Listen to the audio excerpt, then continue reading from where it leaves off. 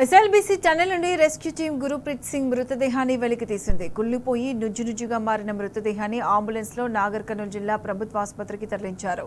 Gurpreet Singh మృతదేహానికి Osmania hospital forensic డాక్టర్లు postmortem నిర్వహించారు.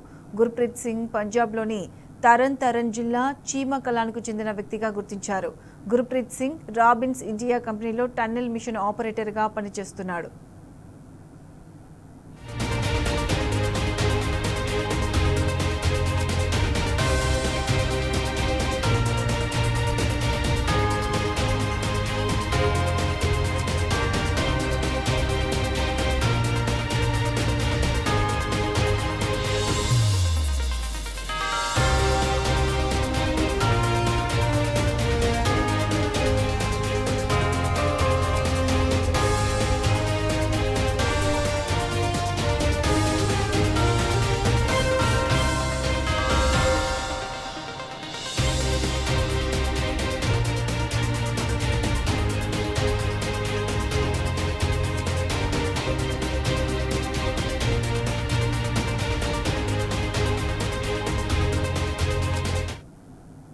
Right, ఇదే అంశానికి సంబంధించి పూర్తి అప్డేట్స్ శేఖరాచారి అందిస్తారు. శేఖరాచారి, చెప్పండి, 8 మందిలో ఒకరి మృతదేహం లభించింది, ఇంకా ఎలా కొనసాగుతున్నాయి, దీనికి సంబంధించి పూర్తి అప్డేట్స్ ఏంటి?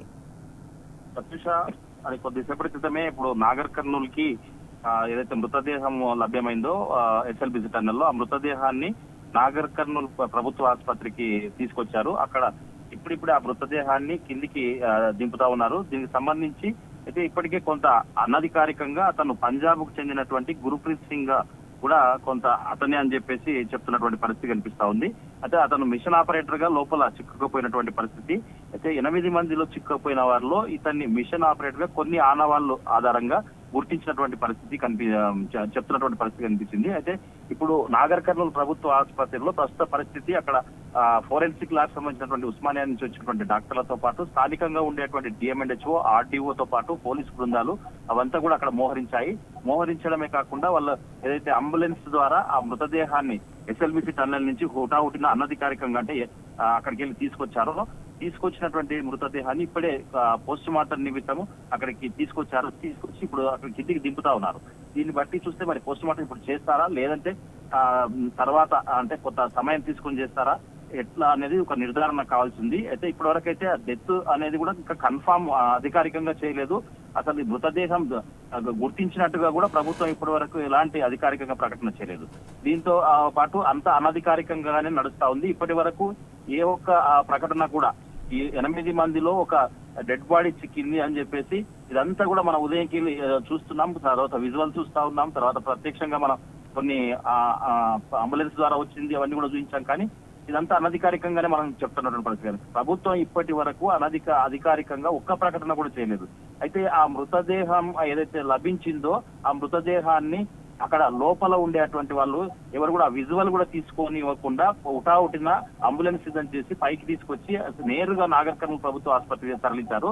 ఈ ఆసుపత్రికి వచ్చే లోపే ఫోరెన్సిక్ ల్యాబ్ సంబంధించినటువంటి బృందంతో పాటు అధికారులంతా కూడా వాళ్ళు రెడీగా సిద్ధంగా ఉండి అక్కడ దానికి సంబంధించినటువంటి వైద్య సిబ్బంది ఆ డెడ్ బాడీని దింపుతా ఉన్నారు. ప్రజెంట్ సిచ్యువేషన్ అయితే ఆ విజువల్ అక్కడ మనకు కనిపిస్తా ఉంది.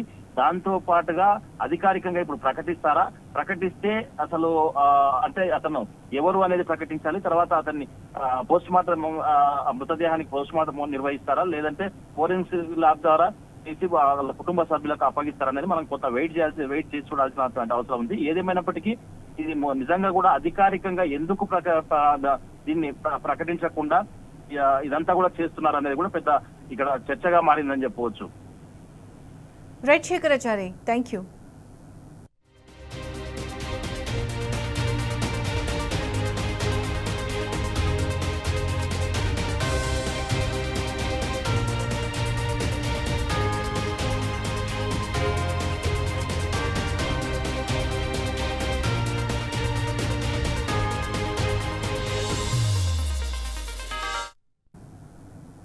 ఎస్ఎల్బీసీ టన్నెల్ కూలిన సంఘటనలో 16 రోజుల నిరీక్షణ తర్వాత ఒక మృతదేహం లభించడం అత్యంత బాధాకరమని BRS working president MLA KTR అన్నారు.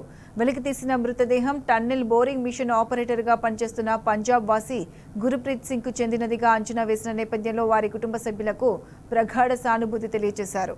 ముఖ్యమంత్రి వైఫల్యం, కాంట్రాక్ట్ సంస్థ నిర్లక్ష్యం వల్ల ఈ ఘోరం జరిగిందనే నేపథ్యంలో చెరో 50 లక్షల చొప్పున ₹1 కోటి పరిహారం అందించి మృతుని కుటుంబాన్ని ఆదుకోవాలని కేటీఆర్ కోరారు.